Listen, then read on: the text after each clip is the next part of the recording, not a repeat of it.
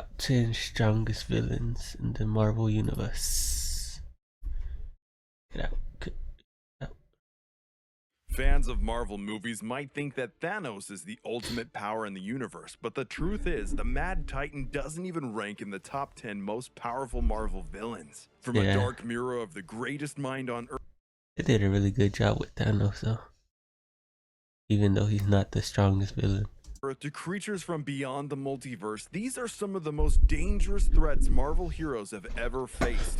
Thanos may have taken out half of the universe, but compared to villains who destroyed all of creation, he's just a rookie. So strap in and prepare yourself, because today we're bringing you our top 10 strongest Marvel villains. Weighing in at number 10 is Onslaught. The dark side of Professor X and Magneto unleashed. Oof. Onslaught was a sentient psionic entity born from the consciousness of two of the most powerful mutants on Earth. Professor Charles Xavier, that's overpowered as hell, bro. Magneto. Onslaught represents all of the pain and anger of Xavier's hopefully they bring him one day. Experiences amplified by Magneto's hatred and lust for power.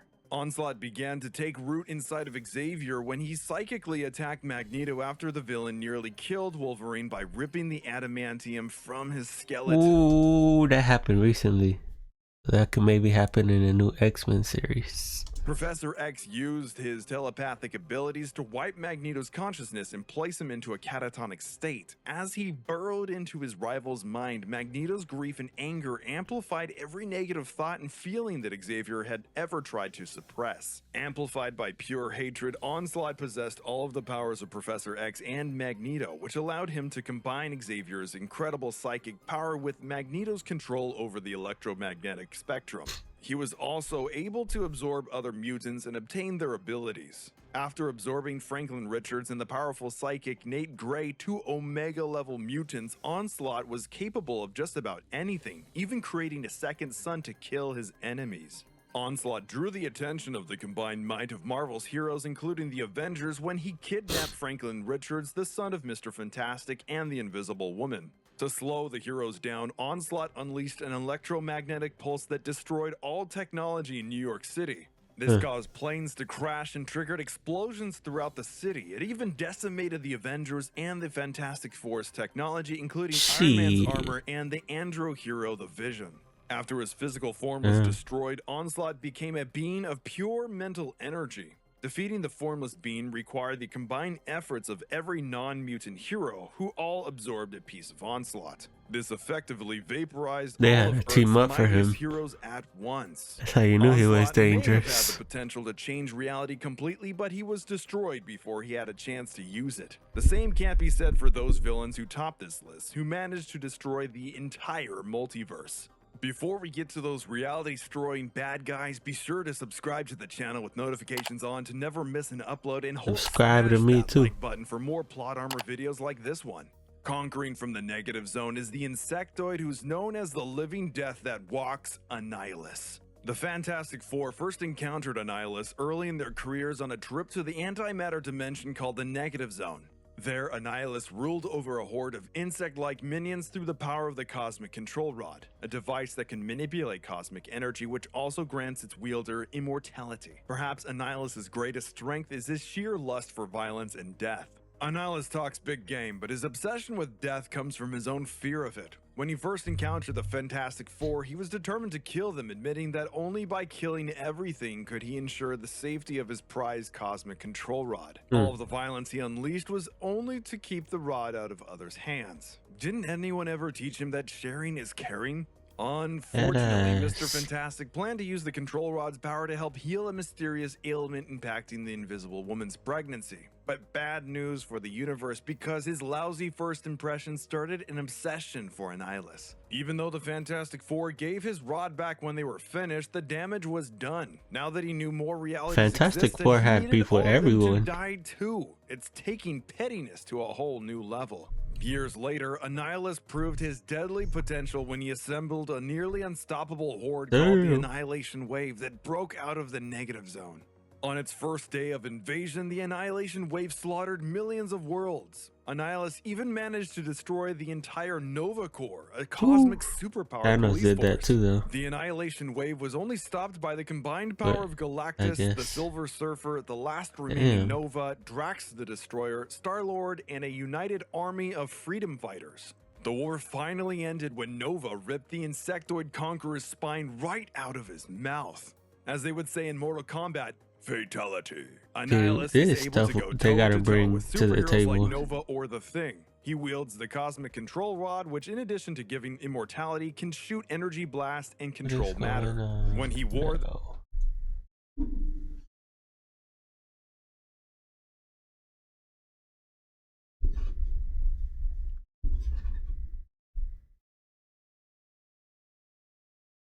Just wait a little bit.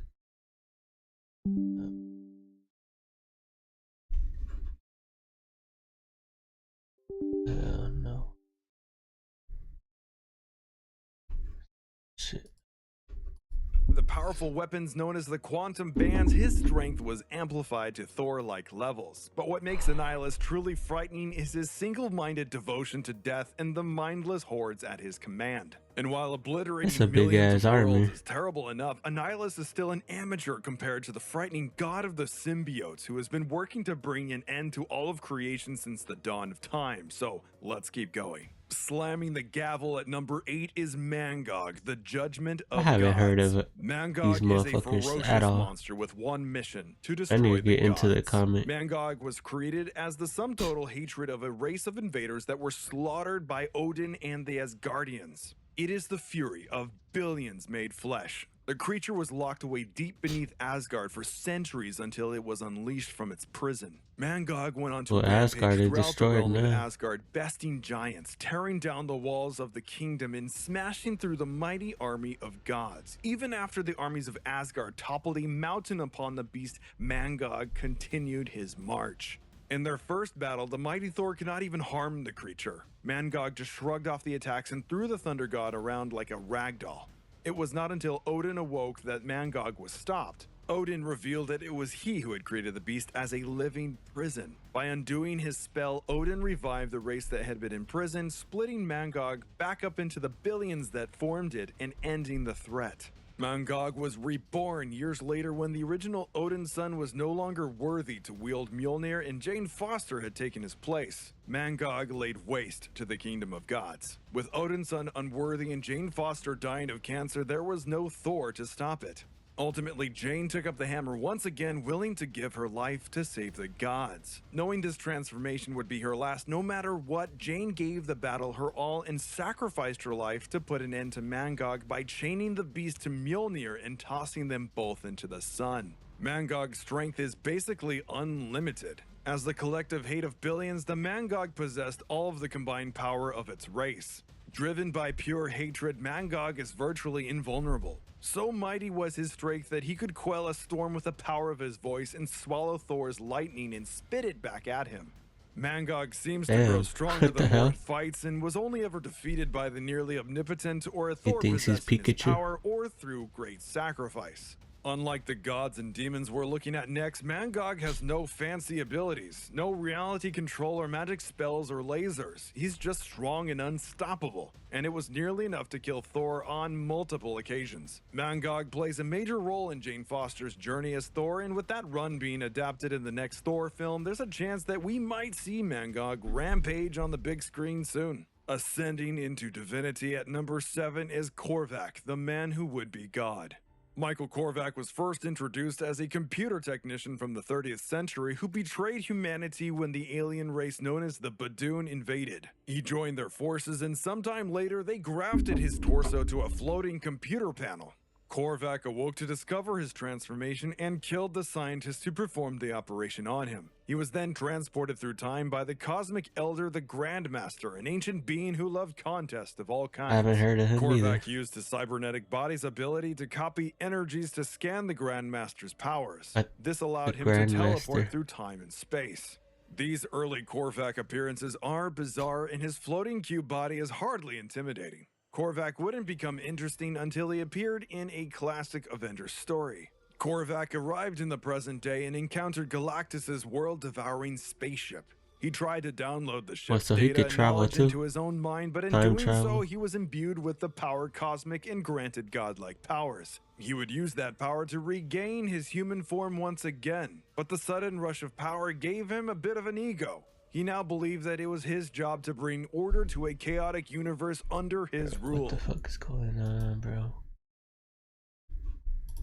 When the Avengers ambushed him, Korvac went on to kill all of the heroes who dared attack him as if they were nothing. Korvac was weakened in the battle, though, which caused his wife Karina to doubt his powers and plans. Distraught and betrayed, Korvac committed suicide through the sheer force of will. In his final act, he revived the slain heroes just as the psychic Avenger Moondragon observed that his ultimate goal was to help mankind. After the Badoon race turned Korvac into a cyborg, he was able to use his computerized body to analyze and adapt any energy he scanned. Once he copied the Grandmaster's powers, he could teleport through time and space, and scanning Galactus's technology raised him to a nearly divine level of power. This gave him the ability to project and control incredible levels of energy. Korvac's powers were so great that the Collector, a nearly omnipotent elder of the universe, told the Avengers that Korvac had the potential to end all of reality, right before Korvac zapped him out of existence from a world away. Korvac had the unlimited potential of a god, but was ultimately defeated by his own human fear of losing his love. The next villain on our list has no such emotions, simply a mission to kill everything and bring darkness. Reigning at number 6 from the void that existed before the known universe is the primordial god of the symbiotes, Null. Now, this baddie might be the creepiest creature in our villainous countdown. Null was born in the void between the end of one reality and the birth of another. When the Celestials brought light and life to the cosmos, Null was ripped from the void. In revenge, he formed the darkness into a blade and beheaded one of the Celestials with one mighty blow. They could have done this in Eternals Celestials too, banished Null into the darkness where he grew in power and hate. Alone in the shadows, he used the Celestial Skull as a forge and folded its power into a deadly blade he dubbed All Black the Necrosword. With this enchanted blade, he roamed the cosmos, extinguishing all life he encountered. His reign of terror lasted eons until one day he fell in battle and the Necrosword was lost. There it was taken by a being who would become known as Gore the God Butcher, who carried on Null's legacy of death. As Null recovered from the loss, he learned that he could create life from the darkness. Thus was born the symbiote race, a parasitic species that would one day spawn Spider-Man's nemesis Venom. Eventually, one of Null's creatures, the Grendel, came to Earth. There it did battle with Thor, and when he used his magic lightning, the pain of this attack traveled through the Grendel and into Null himself. The lightning forcefully separated Null from his hive, scattering the symbiotes and stranding those that had spread throughout the galaxy. As the symbiotes bonded with races across creation, they became infected with ideas of morality and turned on Null. They buried him deep in the center of a massive horde that became their home world, Clintar, where he was imprisoned for countless years. Null's power was on full display in the series King in Black, which told the story of his attempt to destroy Earth after the mad symbiote Carnage freed him. Null's primary strength is his ability to control darkness to create weapons and living beings. He has such vast control of dark that he could even cut off the entire planet Earth from the sun by wrapping it in a massive wave of symbiotes. He is able to project his consciousness into any of these spawn and control them from across the universe. The symbiotes range in power and form, with the weakest being like Venom, super strong by human standards. These symbiote creatures have a mind of their own and can develop personalities separate from Null, though Null's control is so great that it can make even the most docile ones turn rabid.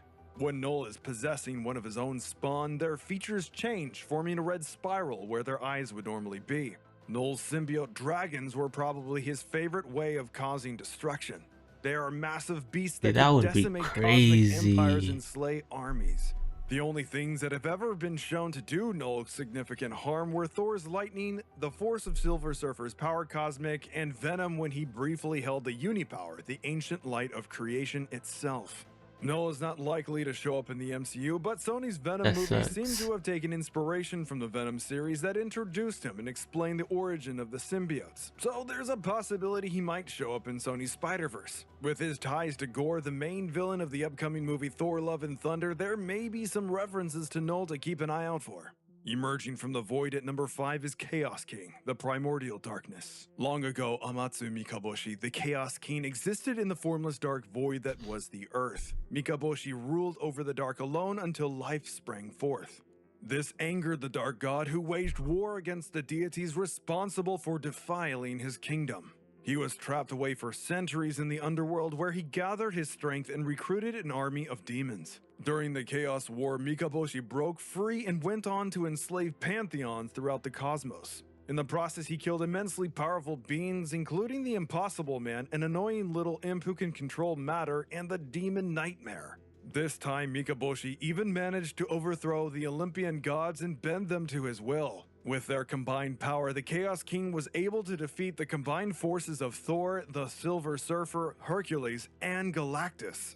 Mikaboshi's dark Silver magic Surfer allowed him to be perform horrific feats trying to such as fight using the everyone. corpses of gods as a vessel to carry his armies, which bursted out from their chest. Talk about gross. Fully unleashed, the Chaos King was able to step across realities in the various realms of the gods without effort, laying waste to the pantheons in the process. His power grew to a point that he had absorbed the very essence of the universe.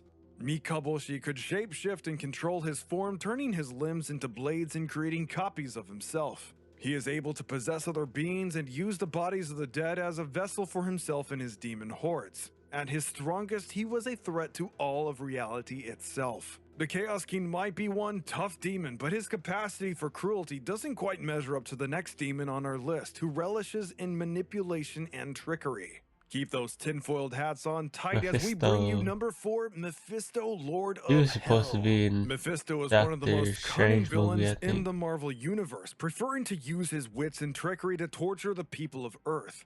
But that doesn't mean he isn't powerful enough in his own right. An ancient demon who has plagued mankind for centuries, Mephisto's true origins are unknown. He may or may not be the real devil, but he's perfectly happy to let people believe it. Mephisto's main goal is to populate his kingdom by enslaving the deceased souls of humans and torturing them. Mephisto's favorite pastime is making deals with mortals. Notably, he helped Spider-Man and Mary Jane undo their marriage as a part of a deal to bring Spider-Man's Aunt May back to life. Mephisto prefers using his charm and intelligence to appear weaker than he really is, in order to lure villains and heroes alike into a false sense of security. He has manipulated villains like the Green Goblin and Thanos in order to forward his own evil plots.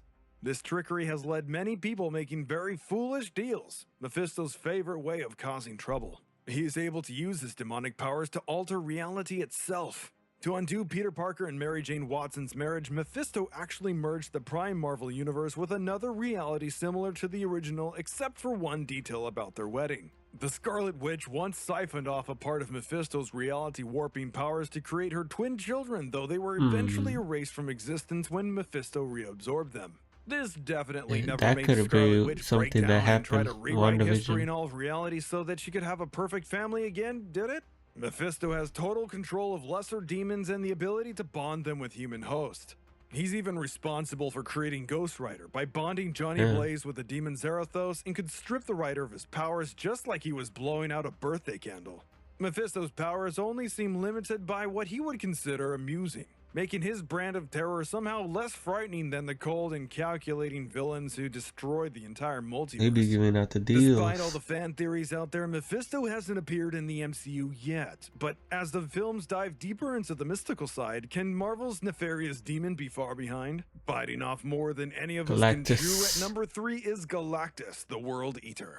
Galactus is a cosmic energy, a creature of celestial order with an insatiable hunger that only the energy of living planets can quell. Once known as a scientist named Galen of Ta, he was the last survivor of the 6th cosmos. Galen was caught in the death throes of his universe and became one with the sentience of the universe and born into the new universe. Galactus's destruction is without malice or emotion. It is simply a way of nature. His morality is beyond mortal concepts of good and evil, or hunger. To keep his belly full, Galactus employs heralds he imbues with his own energy, the power cosmic, an ancient force of creation itself. The most notable being the Silver Surfer.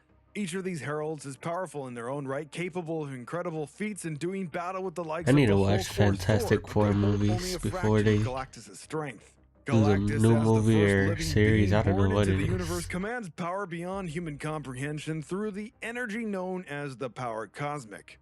This manifests in a variety of ways, from force fields and energy blasts to the ability to transmute matter. During the Annihilation War, Galactus single-handedly destroyed half of the Annihilation Wave's forces. Though his planetary hunger makes him a villain to most life in the universe, he is in fact a tool created by the universe itself to balance the cosmic scales between the conceptual entities eternity, the embodiment of life, and death, Thanos and Deadpool's on and off again girlfriend. Galactus made a brief, strange appearance in the second Fox Fantastic Four movie, Rise of the Silver Surfer, as a disembodied cloud. With Marvel's first family set to join the Marvel Cinematic Universe, it's only a matter of time before Galactus, one of Marvel's most iconic villains of all time, makes his first appearance. While Galactus might be a destroyer of worlds, he pales in comparison to the universe destroyers who round out our list. Making interdimensional travel look like a walk in the park, at number 2 are the Beyonders. The Beyonders were a race of interdimensional beings from outside the Marvel multiverse. They consider themselves scientists and view the multiverse as little more than an experiment. In their effort to study the nature of reality, they triggered the collapse of the entire multiverse in a series of collisions between parallel Earths known as incursions. Despite the best That's what efforts we're of the getting now. Illuminati, no one was able to stop the chain reaction the Beyonders started, and all of reality ended in white-hot explosion. Only 3 people survived. Doctor Doom, Doctor Strange, and our number 1 reality warping villain, the Molecule Man. Together, Doom and Strange managed to use I the wouldn't mind a Molecule Man movie of as a that. bomb to destroy the Beyonders. In the ensuing destruction, the 3 combined their powers to form a single planet called Battleworld. This planet was made up of leftover scraps of the multiverse and ruled by Doctor Doom, with the Molecule Man as a sort of living battery. The Beyonders were powerful enough to kill the all-powerful living tribunal in all reality simultaneously. When confronted by a group of powerful Avengers including Thor, Starbrand, and Hyperion, a knockoff Superman, a single Beyonder nearly killed all 3 single-handedly. Eventually, they had pushed their experiments into life as far as they could go and decided to observe what would happen in the destruction and decay. So they built a living bomb, the aforementioned the Molecule Man. The Beyonders' physical form seemed to be incomprehensible to the characters in the Marvel Universe. Instead, they spoke from what seemed to be a breach in space. They were, however, capable of creating avatars that held their essence and interacted with mortals. One such interaction allowed an avatar to rip off the limbs of an Asgardian god. Though their power was immense, the Beyonders were not indestructible. By detonating a bomb created from the Molecule Man of many universes, Doctor Doom was able to destroy them, while also bringing the number of universes in the multiverse down from a few hundred to just 12. Oops.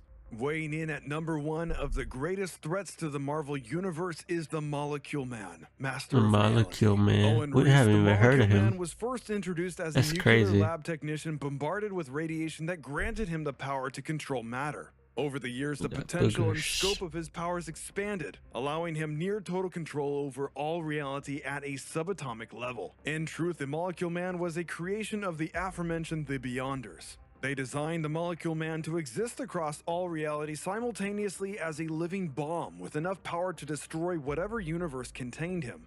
Molecule Man exists in every reality at the same time, which also makes him mentally unstable. That's kind of crazy. Molecule Man proved a formidable foe from the beginning, encasing all of Manhattan in a glass dome or even controlling people's minds. But his true purpose and potential was revealed in the reality-destroying event, Secret Wars. Molecule Man hinted at his unlimited potential through his amazing feats like completely disintegrating the supremely powerful and mentally unstable hero, the Sentry. He was able to both completely destroy and revive an entire town in Colorado, including the people who live there. When the incursion events began, setting off a chain reaction that threatened the entire multiverse, Doctor Doom was able to use the Molecule Man as a part of his plan to avert reality's complete erasure. By detonating Molecule Man in a massive explosion that destroyed the Beyonders, he accelerated the end of the multiverse and channeled Reese's power. Molecule Man used his control over reality to collect the remnants of the last universe to create a new planet. It was Molecule Man's powers that ultimately kept creation from being completely wiped out. If that's not powerful, I don't know what is. Molecule Man's reality controlling abilities helped to keep Doom's battleworld together. But after the remaining survivors of the multiverse defeated Doom and Miles Morales gave him an old cheeseburger, Molecule Man teamed up with Franklin Richards and the Fantastic Four to restore the multiverse. With the multiverse a major plot point in the current phase of the MCU, the impending introduction of the Fantastic Four, and the fact that There's Molecule so many Man things is they one of could their still classic do. villains, I wouldn't be surprised to see Owen Reese appear in the Villains. future movies in the not-too-distant future. And there you have it, Plot Armor fans, the greatest threats the Marvel Universe has ever faced. We'd love to hear your thoughts about these or any other formidable baddies in the comment section below. Thank you for watching, and be sure to Let me like know and if he subscribe didn't to our mention someone stronger. The comments.